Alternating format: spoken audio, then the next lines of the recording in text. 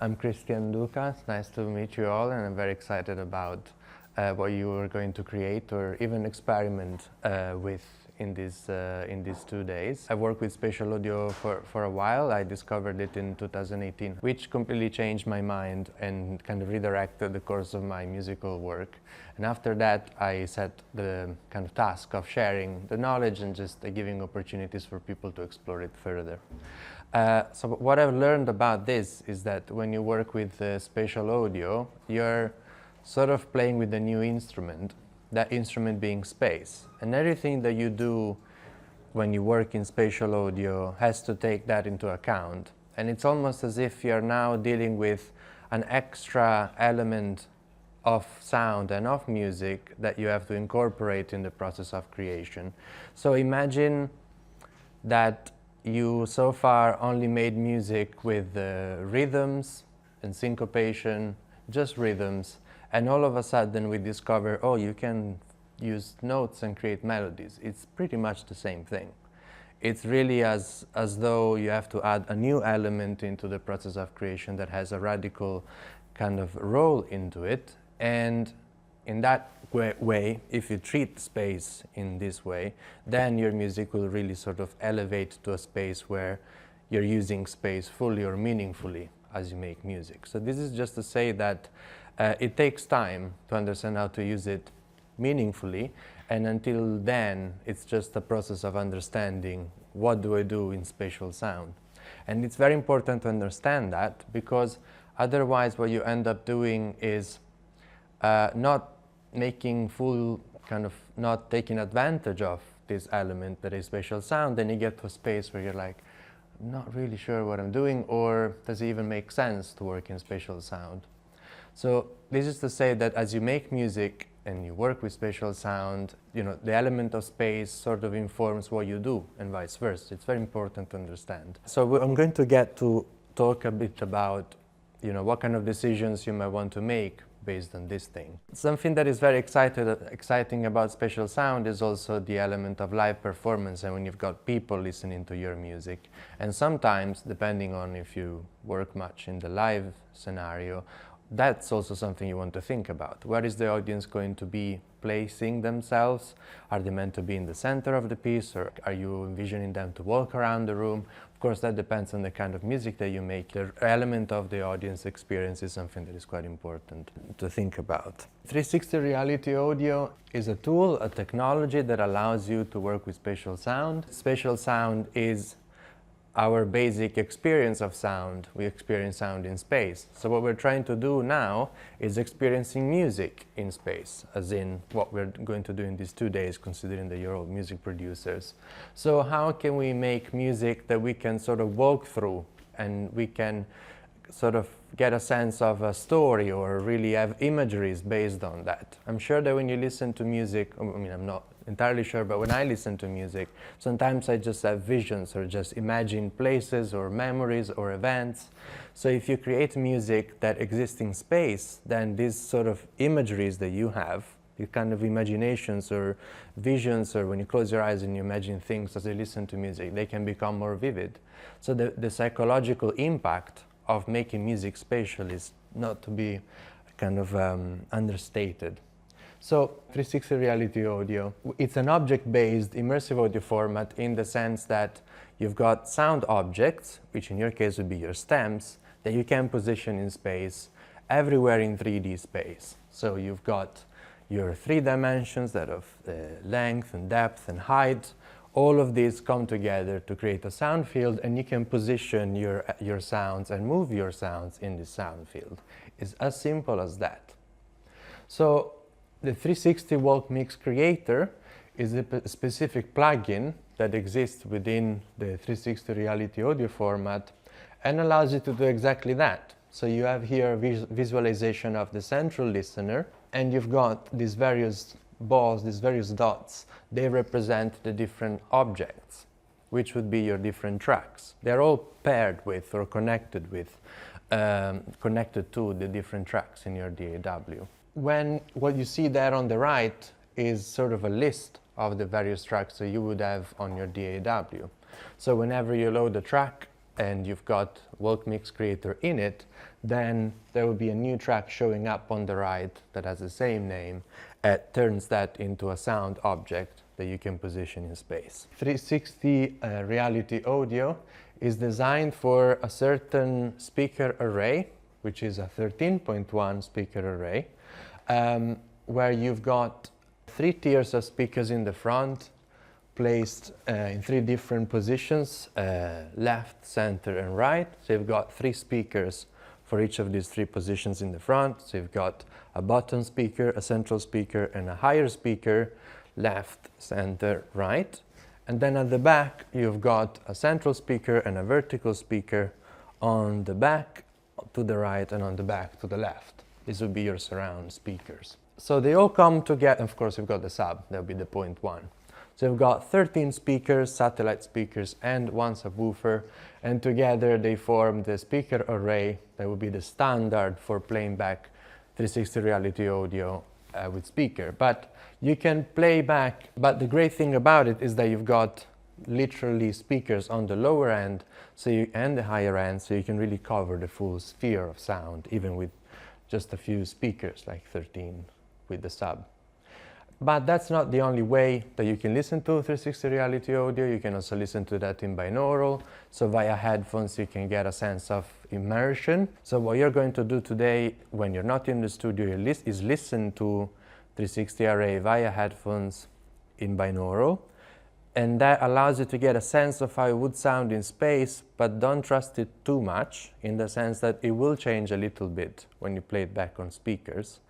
But it gives you a sense of, you can sketch things and you can already get somewhere, and then you would fine-tune it when you get to the speaker setup in there. It's a great way to work not in a speaker setup and still be able to kind of predict how it's going to sound. So just to kind of quickly explain the way that speaker setup is done and managed, it's quite simple. You need to have an audio interface with 14 outputs, 13 for the satellite and 1 for the sub, and you just connect them in a certain order. And from the plugin itself, you just make sure that the orders are correct, and you select the audio interface, and that's it. It's quite easy to set up in your own studio if you want. Now, at this stage, it's up to you if you feel like, oh, maybe I should have exported something else. This is something that it's hard to predict. Sometimes you only find about that later. But ideally, you want to have as much separation of sound as possible within your stems, just so you have more flexibility later on. So when you import your stems into the plugin, what you do, of course, you have them all in different tracks, and each of these will have an instance of Work Mix Creator. And as you will see, different kind of sounds call for different approaches in spatialization. And how that works out and what kind of decisions you might make based on the sounds, we'll get to that in a second. But yes, there is no right way of mixing nor preparing 360 Reality Audio content, but there are some things you might want to consider, such as, for example, am I going to import my stems in mono or stereo? That's the first thing to consider. I suppose you would have exported all your stems as stereo stems, but perhaps some of them are not stereophonic, right? So that's one thing. So you might have your kick drum or your bass, they're not stereophonic content, they are monophonic content, you're going to treat them as that. But you might have some sounds like ambient pads or leads that have some movement between left and right. You don't necessarily have to let go of that just because now we're working in spatial audio. You could still work with them as a stereo pair, but position them as an array of stereo sources and even play with movement and keep the movement between left and right kind of alive. So that's something that one might want to figure out or already focus on. Is this a mono stem or a stereo stem? Then what you would do on your laptop to prepare is you would go on the master track and load in Work Mix Creator. So then after that, you will get something saying, is this on the master track? You just say, yes, it is. And then you load Work Mix Creator into the individual tracks. So all of them, all of the different tracks with the various stems would need to have Work Mix Creator in it. So at this point, you would start to position them in the field. When you're going to be, of course, in here, you just have to make sure that the selected sample rate is 48 kilohertz. you would have your audio output device to be your headphones. And you need to create a bounce file folder in your project folder that's just there for when you get to export sounds from 360 Array and you get to the export session, that's where you would export them and have them, the files basically will be stored in that folder. So there are, of course, the master output where you put that. I already explained all of that. I'm going to skip this calibration session, but in here, in devices, you would actually select it to be the walk mix. There are two options. One is core audio, and there is another one that is related to the host master or the host device type, and that's the one you want to select. So not core audio, but the other one. It's called host master. So host master basically relates directly to the Ableton's own audio device. It shares the same one. And that's what you want when you work with headphones, so that the various sources would be spatialized within 360 Reality Audio, and then when you have the headphones ticked over there, and you've got in the headphone section, you've got the output selected as the master, then the sound will be going through the master track into the headphones in binaural. At this stage, you might want to make sure that the tracks names and colors match those of the 360 Reality Audio image. Whenever you open up any instance, you got all the tracks on the right. And if you wanted to position certain sounds, you don't necessarily need to open the instance of that track to be able to position that sound, because they all show up in the same window, and you can access any object within any of the instances from any of the tracks, which is a very, nice thing to have, so that if you ever wanted to change something, you just open any of these. So on the right, the colors, you might probably want to change them to match the color of the track. And what you will start to see is when you click on any sound source, you get these parameters, which are the kind of core spatialization parameters. And they are the azimuth, elevation, and width. So the azimuth angle is this angle, is the horizontal angle, right? So 0 degrees will be right in the front, and then as you go to the right, you get to minus value, which would be the angle. So this would be 90 degrees, this would be 180 degrees, and then you go full circle to 360, which would become 0. So that's the position within the horizontal plane. And then you've got the elevation parameter, which would be the elevation plane, right? So they together basically decide or form the position of your sound within the sphere.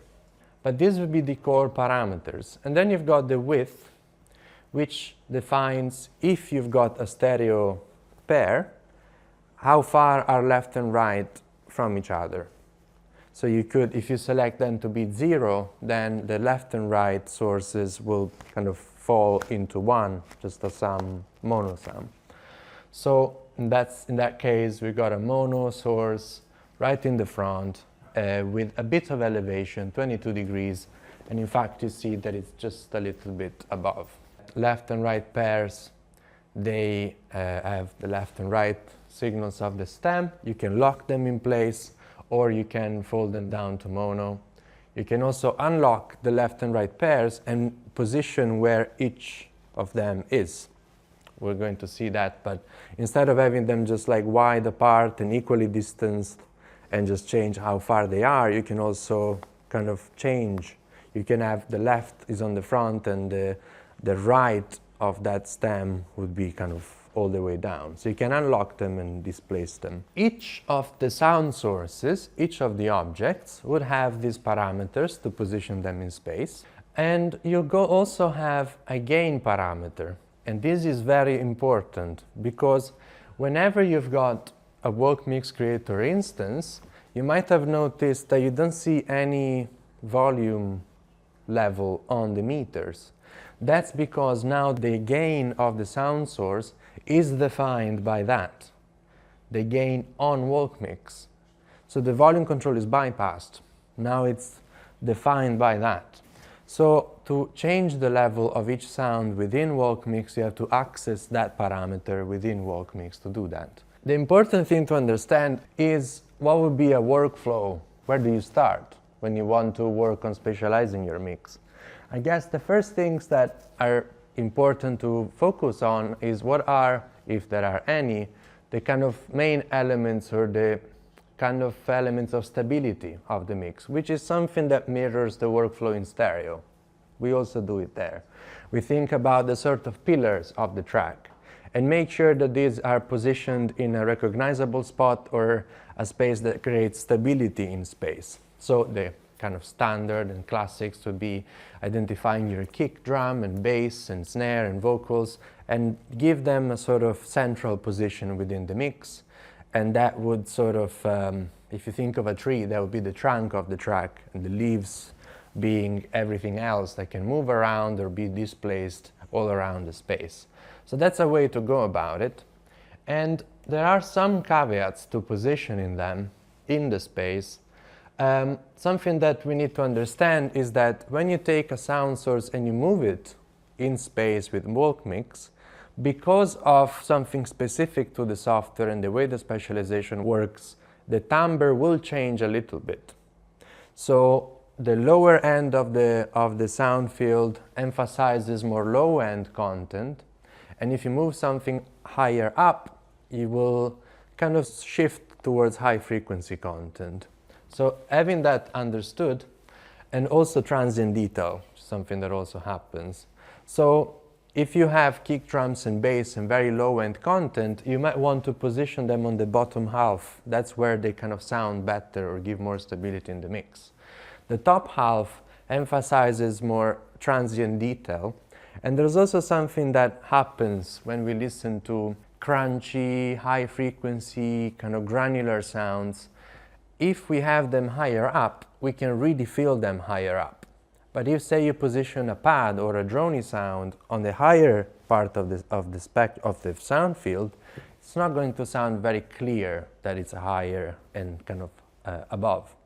So there's something to consider about what kind of effect I want spatially and if the sound can give me that effect spatially.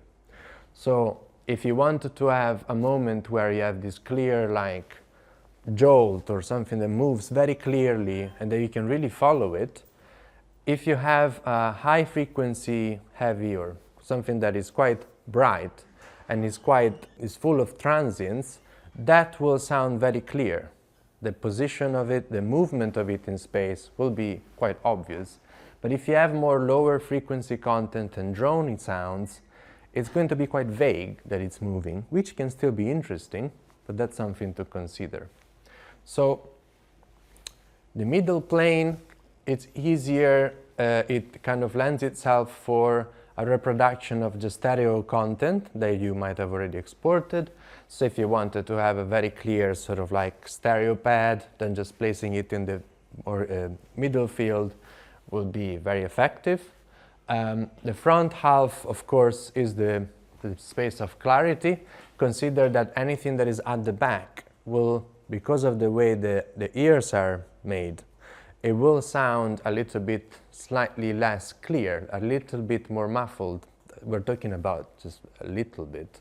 But that means that something that is in the front that just naturally sounds clearer, and it's something that kind of takes your attention much more immediately than something that is on the back. So that's something that you may want to consider. Some of these things are quite obvious if you think about it, but as you work with spatialization, these obvious things might just give you a sense of what should I do with this sound that I'm working with.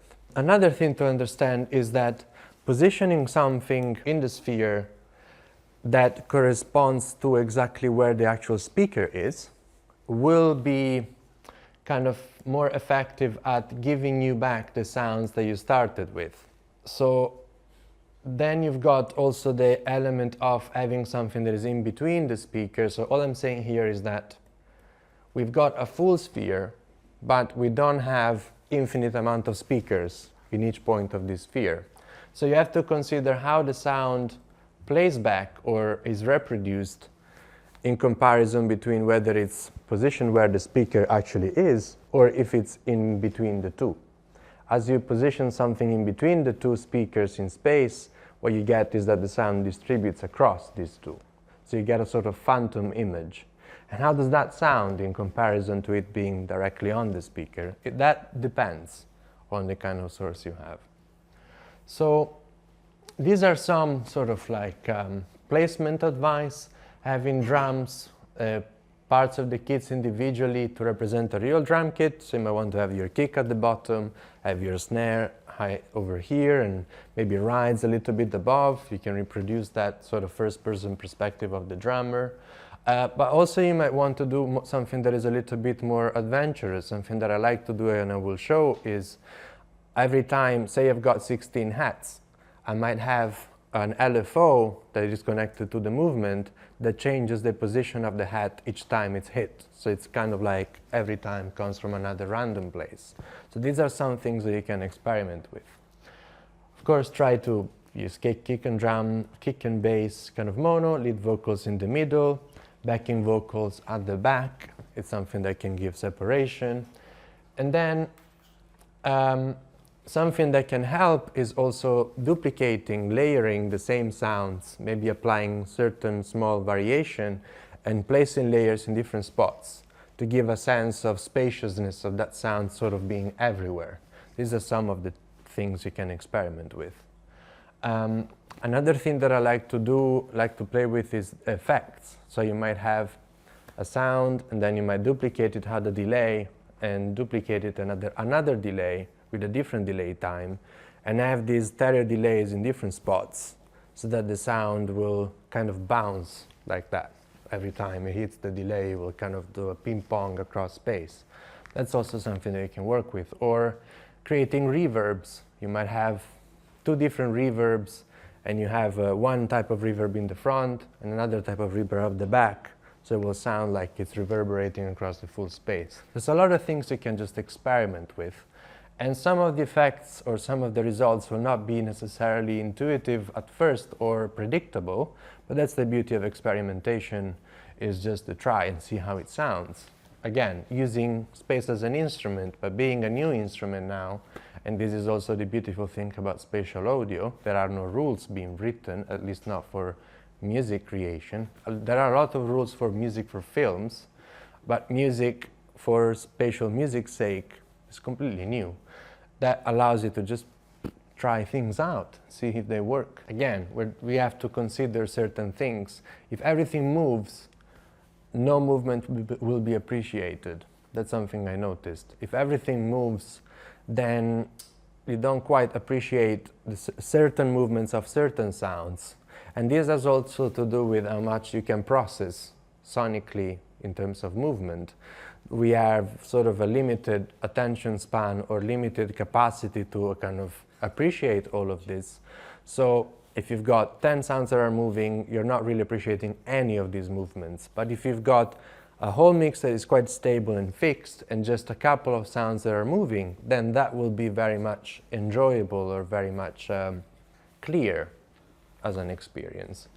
You don't necessarily need to have any movement at all. Some tracks are great just because you've got certain sounds that are stuck in certain spaces, but because of the interplay between the sounds, the rhythms, the melody changes, or the polyphony, there will be effects that happens in space just because of the composition. Also, what am I going to move, what am I not going to move? You might want to have your droney, kind of more low-end, stable sounds fixed, and things that are high-frequency, transient, detail-y, or very much detailed in transient to move. Again, to take advantage of what I said before about what sounds are clearly heard in movement and what sounds will not very much be effective in that sense. But also, when is movement going to happen? This is something you can think about as a compositional decision. So you might decide the intro is all static, and then the drop or a kind of lead out or lead to the drop.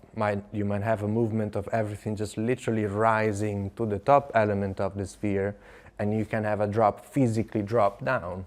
This is something that you can think about compositionally.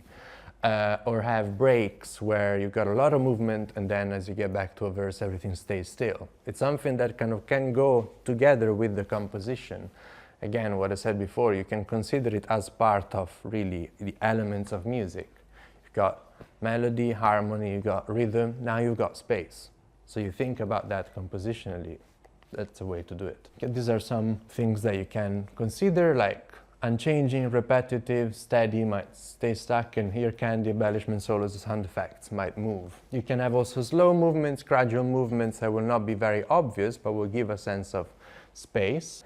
There is an element of contrast or balance between what's moving and what's not moving. So if you always have something that is kind of filling the full space and it's stuck, you have a sense of base that you can fall onto and allows you to have movements on top of it. If nothing is still, that's when you start to have a bit of problems. Looking at movement within the composition, within the structure, that's something that can happen, and I think it's a good way of approaching this. So again, how do we make movement? We will look, it's just automations, but in Ableton you also have LFOs.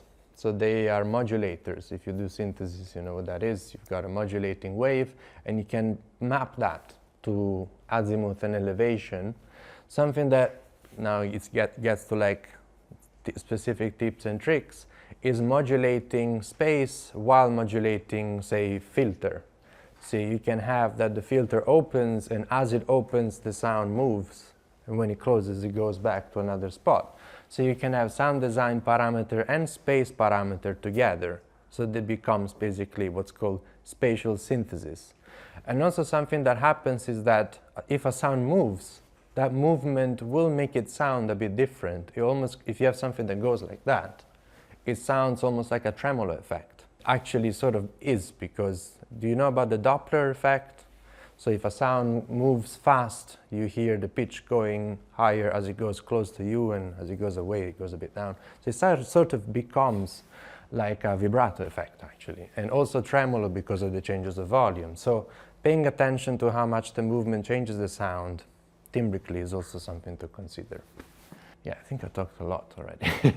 But this is just to give you an idea what I wanted to kind of get across. And these details and specific things you can ask again, and we can look, and may or may not be relevant to what you're doing, is really about think about space as like it's an instrument you're working with. It's not just an added detail. Now it's going to sound a bit wider. That's where I think spatial audio is going a bit dull. That's at least my opinion. Is not considered or taken seriously as it's literally an instrument that I'm working with. But when you do that, you will notice most likely a lot of things. The first thing is you might want to start making your music differently, just because of how it sounds when you add space to it. And you might start to have less sounds, because what normally happens is that you can appreciate fewer sounds more, because now you literally have, before, say you had this beautiful synth that you created and you had these two spaces in the stereo field. Now that sound or that synth literally has 4 speakers each, and that makes it way more enjoyable. You can really appreciate the detail of that. So because of that, you might actually want to give it more space, and you might want to take things out because it just is more enjoyable. There are decisions like this that you might just decide to make, and I wouldn't ignore them. I would actually go there and be like, okay, what happens? I'm noticing that if I have less sounds, it sounds more interesting because now there is space. Let's pursue it. Let's see what happens. And then you start to make spatial music. Spatial music is just music that is done with space in mind. That's what we're trying to get to today and tomorrow. That's it from me.